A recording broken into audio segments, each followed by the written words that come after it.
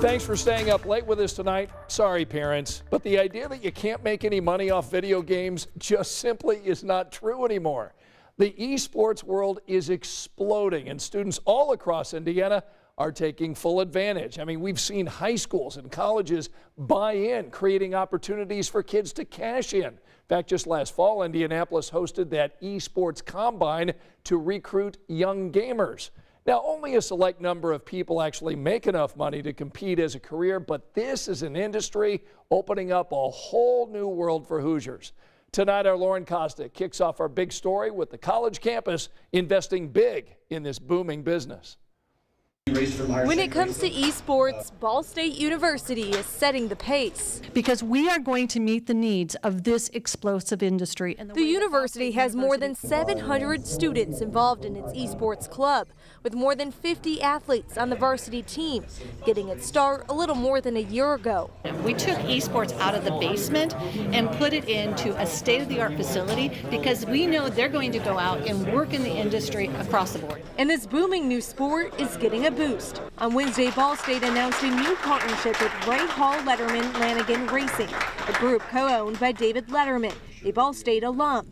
They plan to give scholarships to students interested in the field. Pioneering a new world, a new culture, a new way of life for not only sports but any other endeavor. And to show the sport's potential, 2 RLL drivers participated in a virtual IndyCar challenge. It's good to keep yourself occupied while racing against the best in the virtual world. But most of all, this will benefit the students, many who are traditional athletes but thrive in the gaming community.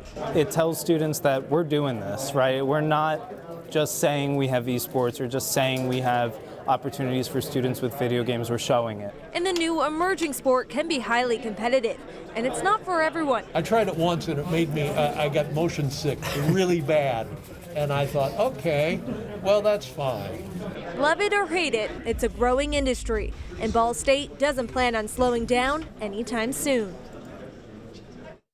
Another big esports league is about to be booming here in Indianapolis. Yes, the Circle City was just named the host city for the NBA 2K Esports League. Now, this is a video game series that's leaving the studios of New York City and coming here to set up shop at the Pavilion at the Pan Am Plaza, and they're going to do so in April.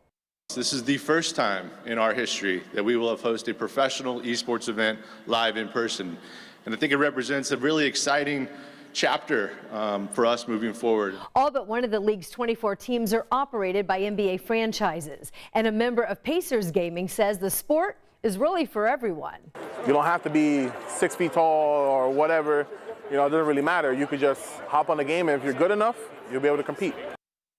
Now, the Pavilion at Pan Am is going to host in-person games along with other venues across the country. There also are a series of remote games that you can tune in and watch online. Make no mistake, this esports industry is a huge moneymaker. Rolling Stone reports the global esports market could generate about $2 billion in revenue this year. That's up from $1.1 billion last year and $950 million back in 2019. And these events can get a ton of views. More than 100 million people tuned in to watch the League of Legends World Championship back in 2019. That's almost the same number of viewers who watched the Super Bowl that same year. And of course, there is esports betting. Recent reports estimate it could rake in between $13 and $20 billion over the next 5 years. Now, don't pull out your phone to download an esports betting app just yet. It's actually not legal here in Indiana. That could change, though, in the future since our state legalized standard sports betting. But with the legislative session already underway, it's too late to get it done this go around.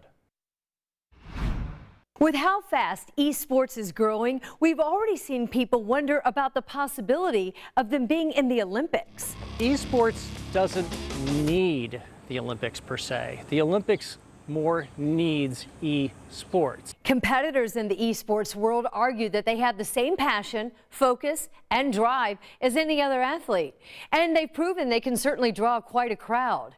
As for the actuality of esports and the Olympics crossing paths, top league organizers say they have to leave those decisions to the IOC. So I guess the question we're all wondering tonight, do you think we'll ever see esports at the Olympics? I think so. It's probably just a matter of time, considering how popular it is. I mean, and you said it, viewership more than a Super Bowl? Look, if lots of people are watching and lots of people are spending money and it's bringing in viewers and the public, let's see if the IOC decides to move forward.